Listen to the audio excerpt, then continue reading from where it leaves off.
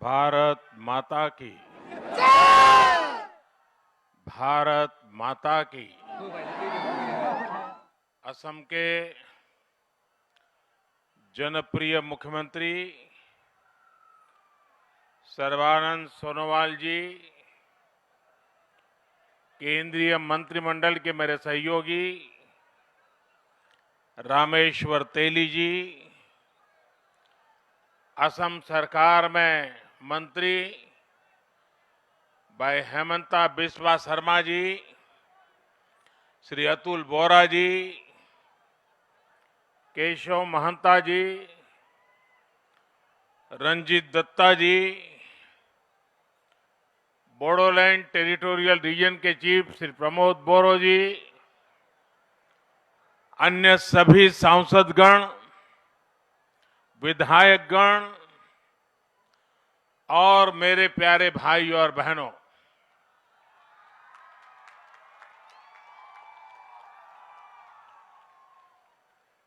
मोर भाई बहन साहब,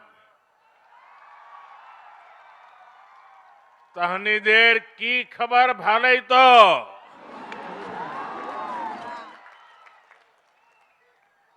खुलुमबाई कौन था मोन्हा माबोरे दे। पिछले महीने मैं असम में आकर के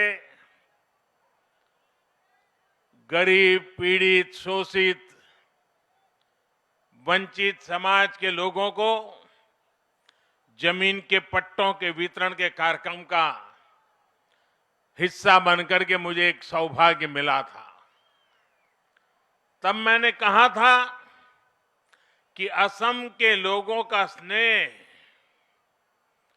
और आपका प्रेम इतना गहरा है कि वो मुझे बार बार असम ले आता है। अब एक बार फिर मैं आप सबको प्रणाम करने आया हूं, आप सबके दर्शन करने के लिए आया हूं। मैंने कल सोशल मीडिया पर देखा, फिर मैंने ट्वीट भी किया कि ढेकियाजुली को कितनी सुंदरता से सजाया गया है।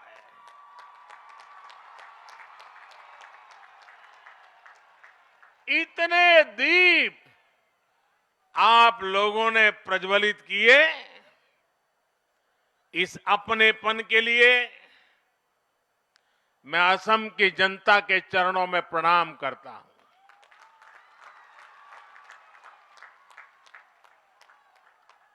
मैं असम के मुख्यमंत्री सर्बानंद जी, भाई हेमंता जी, रंजीत दत्ता जी,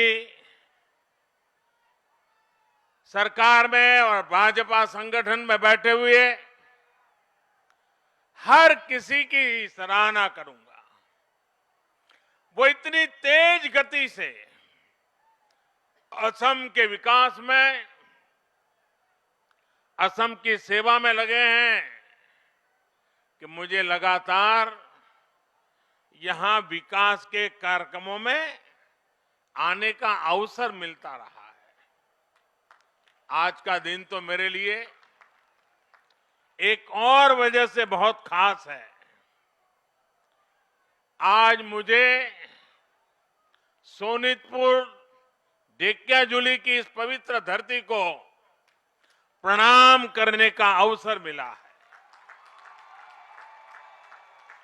ये वही धरती है जहां रुद्रपद मंदिर के पास असम का सदियों पुराना इतिहास हमारे सामने आया था। ये वही धरती है जहां असम के लोगों ने आक्रमणकारियों को हराया था,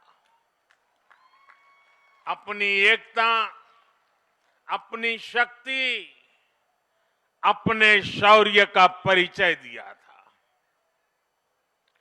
1942 में इसी धरती पर असम के स्वाधीनता सेनानियों ने देश की आजादी के लिए, तिरंगे के सम्मान के लिए अपना बलिदान दिया था। हमारे इन्हीं शहीदों के पराक्रम पर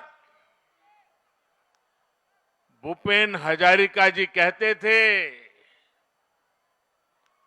भारत भारत ही है आज जागृत है, प्रति रक्त बिंदु ते हहत शहीदर हाहत प्रतिज्ञाओ उज्जवल है। यानी आज भारत के शेर जाग रहे हैं। इन शहीदों के खून की एक एक बूंद, उनका साहस हमारे संकल्पों को मजबूत करता है। इसलिए शहीदों के शौर्य की साक्षी सोनितपुर की ये धरती, असम का ये अतीत बार बार मेरे मन को असमिया गौरव से भर रहे हैं।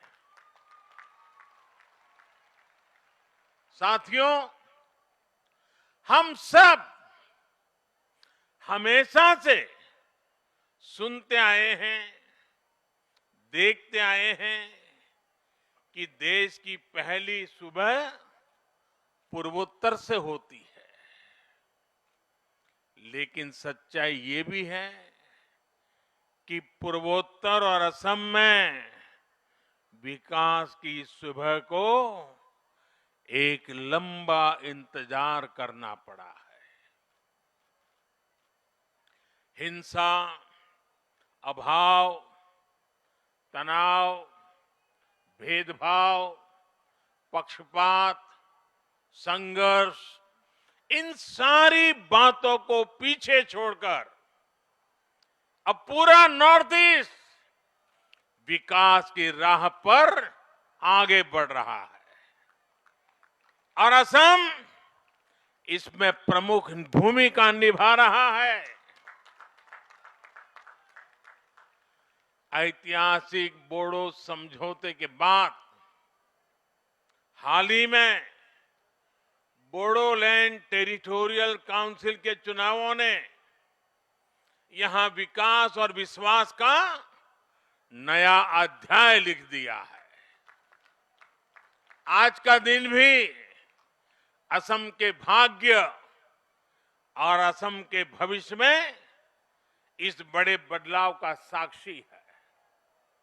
आज एक और विश्वनाथ और चरईदेव में 2 मेडिकल कॉलेजों का उपहार असम को मिल रहा है, तो वहीं असम माला के जरिए आधुनिक इंफ्रास्ट्रक्चर की नींव भी बढ़ी है।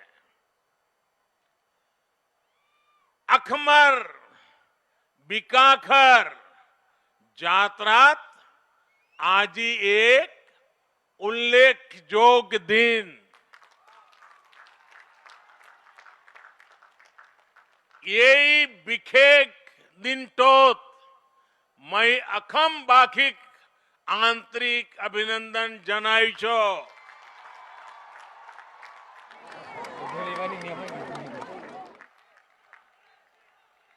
साथियों, एकजुट प्रयासों से, एकजुट संकल्पों से कैसे परिणाम आते हैं, असम इसका बड़ा उदाहरण है। आपको 5 साल पहले का वो समय याद होगा जब असम के ज्यादातर दूरदराज इलाकों में अच्छे हॉस्पिटल केवल सपना होते थे। अच्छे हॉस्पिटल, अच्छे इलाज का मतलब होता था घंटों की यात्रा, घंटों का इंतजार और लगातार अनगिनत कठिनाइयां। मुझे असम के लोगों ने बताया है कि उन्हें हमेशा यही चिंता रहती थी कि कोई मेडिकल इमरजेंसी ना आ जाए, लेकिन ये समस्याएं अब तेजी से समाधान की ओर आगे बढ़ रही है। आप इस फर्क को आसानी से देख सकते हैं, महसूस कर सकते हैं। आजादी के बाद से 7 दशकों में, यानी 2016 तक असम में केवल 6 मेडिकल कॉलेज होते थे। 6। लेकिन इन 5 सालों में ही असम में 6 और मेडिकल कॉलेज बनाने का काम शुरू किया जा चुका है। आज उत्तरी असम और अपर असम की जरूरतों को देखते हुए विश्वनाथ और चरईदेव में 2 और मेडिकल कॉलेजों का शिलान्यास हो गया है। ये मेडिकल कॉलेज अपने आप में आधुनिक स्वास्थ्य सेवाओं के केंद्र तो बनेंगे ही, साथ ही अगले कुछ सालों में यहां से ही मेरे हजारों नौजवान डॉक्टर बनकर के निकलेंगे। आप देखिए, 2016 तक असम में कुल एमबीबीएस सीट्स करीब 750 ही थी, लेकिन ये नए मेडिकल कॉलेज जैसे ही शुरू होंगे, असम को हर साल 1600 नए एमबीबीएस डॉक्टर्स मिलने लगेंगे। और मेरा तो एक और सपना है, बड़ा साहसपूर्ण सपना लगता होगा, लेकिन मेरे देश के गांव में, मेरे देश के गरीब के घर में टैलेंट की कोई कमी नहीं होती है। उन्हें अवसर नहीं मिला होता है। आजाद भारत जब 75 में प्रवेश कर रहा है, तो मेरा एक सपना है, हर राज्य में कम से कम एक मेडिकल कॉलेज, कम से कम एक टेक्निकल कॉलेज वो मातृभाषा में पढ़ाना शुरू करे। क्या असमिया भाषा में पढ़कर के कोई अच्छा डॉक्टर नहीं बन सकता है क्या? आजादी के 75 साल होने आए, और इसलिए चुनाव के बाद जब नई सरकार बनेगी असम में, मैं यहां असम के लोगों की तरफ से आपको वादा करता हूं कि असम में भी एक मेडिकल कॉलेज स्थानीय भाषा में हम शुरू करेंगे, एक टेक्निकल कॉलेज स्थानीय भाषा में शुरू करेंगे, और धीरे धीरे ये बढ़ेगा, कोई रोक नहीं पाएगा उसको। ये डॉक्टर्स असम के अलग अलग क्षेत्रों में, दूर दराज इलाकों में अपनी सेवाएं देंगे। इससे भी इलाज में सुविधा होगी, लोगों को इलाज के लिए बहुत दूर नहीं जाना होगा। साथियों, आज गुवाहाटी में एम्स का काम भी तेजी से आगे बढ़ रहा है। इसका काम अगले 1.5-2 सालों में पूरा भी हो जाएगा। एम्स के वर्तमान कैंपस में इसी एकेडमिक सत्र से एमबीबीएस का पहला बैच शुरू भी हो गया है। जैसे ही अगले कुछ सालों में इसका नया कैंपस तैयार होगा, आप देखेंगे गुवाहाटी आधुनिक स्वास्थ्य सेवाओं के केंद्र के तौर पर उभर करके सामने आएगा। एम्स गुवाहाटी केवल असम ही नहीं, बल्कि पूरे पूर्वोत्तर के जीवन में एक बड़ा परिवर्तन करने वाला है। आज जब मैं एम्स की बात कर रहा हूं, तो एक सवाल आपके बीच पूछना चाहता हूं। देश की पिछली सरकारें ये क्यों नहीं समझ पाई कि गुवाहाटी में ही एम्स होगा तो आप लोगों को कितना लाभ होगा? वो लोग पूर्वोत्तर से इतना दूर थे कि आपकी तकलीफें कभी समझ ही नहीं पाए। साथियों, आज केंद्र सरकार द्वारा असम के विकास के लिए पूरी निष्ठा से काम किया जा रहा है। असम भी देश के साथ कंधे से कंधा मिलाकर आगे बढ़ रहा है। आयुष्मान भारत योजना हो, जन औषधि केंद्र हो, प्रधानमंत्री नेशनल डायलिसिस प्रोग्राम हो या हेल्थ एंड वेलनेस सेंटर्स हो, सामान्य मानवी के जीवन में जो बदलाव आज पूरा देश देख रहा है, वही बदलाव, वही सुधार असम में भी दिख रहे हैं। आज असम में आयुष्मान भारत योजना का लाभ करीब 1.25 करोड़ गरीबों को मिल रहा है। मुझे बताया गया है कि असम के 350 से ज्यादा अस्पताल इस योजना से जुड़ चुके हैं। इतने कम समय में असम के 1.5 लाख गरीब आयुष्मान भारत के तहत अपना मुफ्त इलाज करवा चुके हैं। इन सभी योजनाओं से असम के गरीबों के सैकड़ों करोड़ रुपए इलाज पर खर्च होने से बचे हैं। गरीब का पैसा बचा है।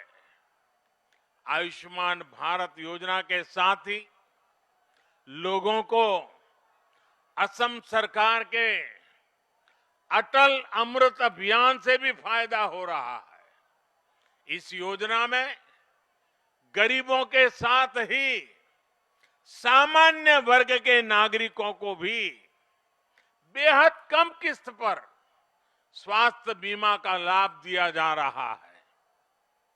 इसके साथ ही असम के कोने कोने में हेल्थ एंड वेलनेस सेंटर्स भी खोले जा रहे हैं, जो गांव गरीब के प्राथमिक स्वास्थ्य की चिंता कर रहे हैं। मुझे बताया गया है कि इन सेंटर्स पर अब तक 55 लाख से ज्यादा असम के भाई बहनों ने अपना शुरुआती इलाज कराया है। साथियों, स्वास्थ्य सेवाओं को लेकर संवेदनशीलता और आधुनिक सुविधाओं के महत्व को कोरोना काल में देश ने बखूबी महसूस किया है। देश ने कोरोना से जिस तरह से लड़ाई लड़ी है, जितने प्रभावी तरीके से भारत अपना वैक्सीन प्रोग्राम चला रहा है, उसकी तारीफ आज पूरी दुनिया कर रही है। कोरोना से सबक लेते हुए देश ने हर देशवासी के जीवन को सुरक्षित और आसान बनाने के लिए और तेजी से काम करना शुरू कर दिया है। इसकी झलक आपने इस बार के बजट में भी देखी है। बजट में इस बार स्वास्थ्य पर होने वाले खर्च में अभूतपूर्व बढ़ोतरी की गई है।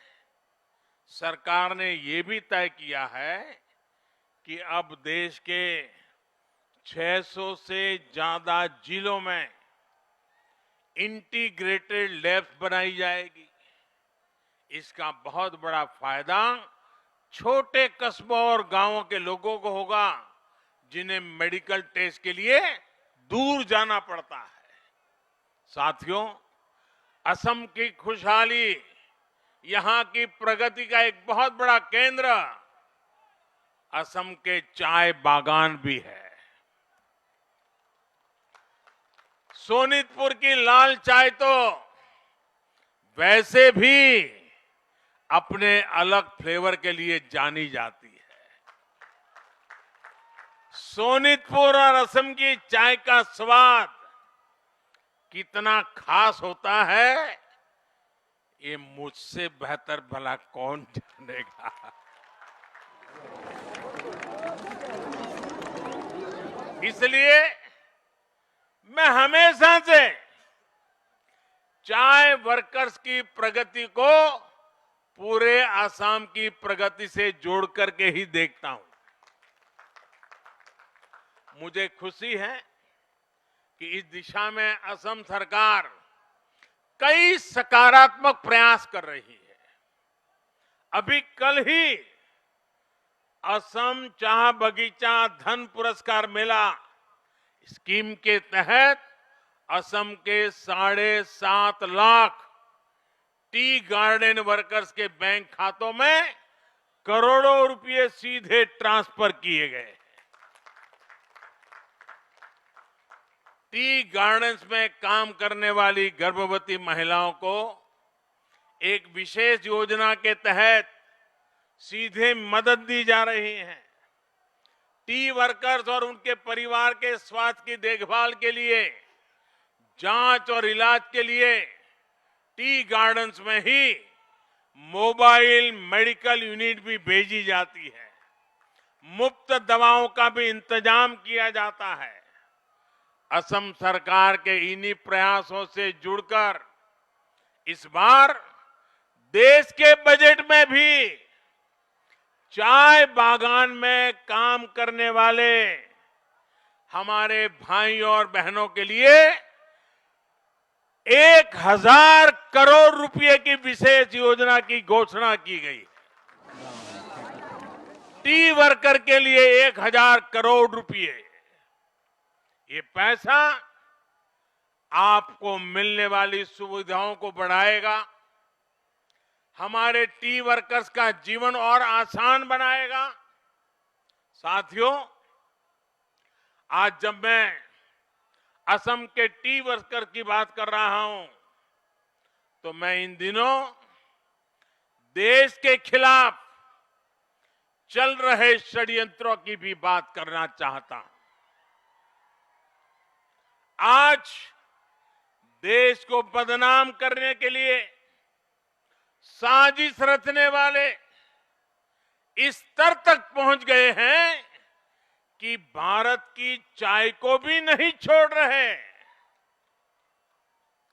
आपने खबरों में सुना होगा, ये साजिश करने वाले कह रहे हैं कि भारत की चाय की छवि को बदनाम करना है। योजनाबद्ध तरीके से भारत की चाय की छवि को दुनिया भर में बदनाम करना है। कुछ दस्तावेज सामने आए हैं जिनसे खुलासा होता है कि विदेश में बैठी कुछ ताकतें चाय के साथ भारत की जो पहचान जुड़ी है उस पर हमला करने की फिराक में है। क्या आपको ये हमला मंजूर है? आपको ये हमला मंजूर है? इस हमले के बाद चुप रहने वाले लोग मंजूर है आपको? हमले करने वालों की तारीफ करने वाले मंजूर है क्या आपको? हर किसी को जवाब देना पड़ेगा जिन्होंने हिंदुस्तान की चाय को बदनाम करने का बीड़ा उठाया है। और उनके लिए यहां जो चुप बैठे हैं, ये सभी राजनीतिक दलों को हर चाय बागान जवाब मांगेगा। हिंदुस्तान की चाय पीने वाला हर इंसान जवाब मांगेगा।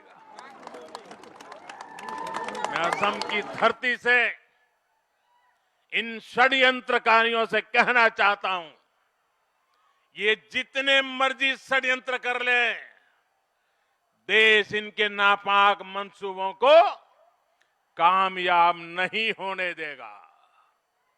मेरा टी वर्कर इस लड़ाई को जीत के रहेगा।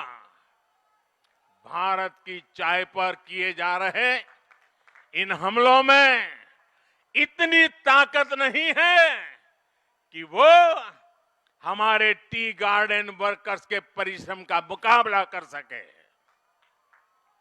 देश इसी तरह विकास और प्रगति के रास्ते पर बढ़ता रहेगा। असम इसी तरह विकास की नई नई ऊंचाइयों को छूता रहेगा।